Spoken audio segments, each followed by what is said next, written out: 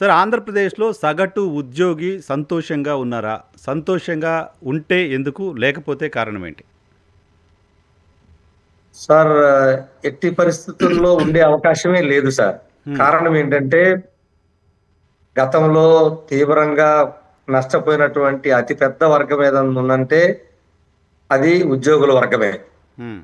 So, సొంతగా అంటే ఏదో ప్రభుత్వం ఎక్సెస్‌గా ఇవ్వటం గాదు. హ్మ్. తనకు రావాల్సిన జీతభత్యాల్లోనే వేల కోట్ల రూపాయలు బకాయిలు పడినటువంటి పరిస్థితి.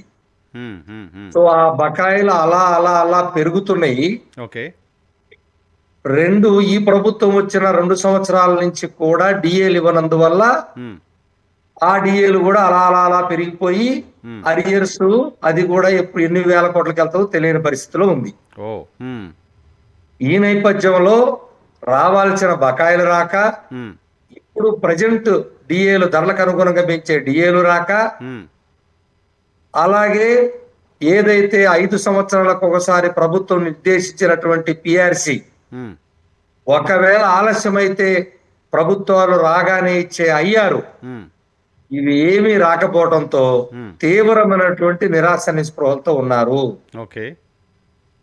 సో, ఈ ఎక్కడా కూడా సంతోషం లేదు. లేదు. 2 పని ఒత్తిడి పెరిగింది. ఎందుకు? ఎందుకంటే విపరీతంగా ఒక మనిషి నలుగురు చేసే పనిని ఒకటే చేయమంటున్నారు. రిక్రూట్‌మెంట్ లేదు. ఓహో! కొత్త రిక్రూట్‌మెంట్ లేదు. టోటల్‌గా రిక్రూట్‌మెంట్ మొత్తం హ్మ్. 30 ఇయర్స్ నుంచి రిక్రూట్‌మెంట్ లేదు. పైన ఆఫీసర్లు హ్మ్. ఐఏఎస్‌లు, గ్రూప్ 1లు, గ్రూప్ 2లు హ్మ్. ఈ మూడే చేస్తారు. హ్మ్. గ్రూప్ 4 అనేది చేసి హ్మ్. మాకు తెలిసి 30 సంవత్సరాల పైన అయింది. ఓహ్! ఆ స్టాఫే ఎక్కువ గదా! మరి ఎక్కువ అవసరం వాళ్ళే గదా! మరి కావాల్సిందే గ్రూప్ 4 రిక్రూట్‌మెంట్. హ్మ్.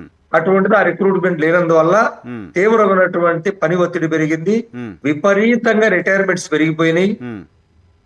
ఫ్రెషర్స్ లేరు. హ్మ్. సార్ నలుగురు పని ఒకడే చేస్తున్నాడు.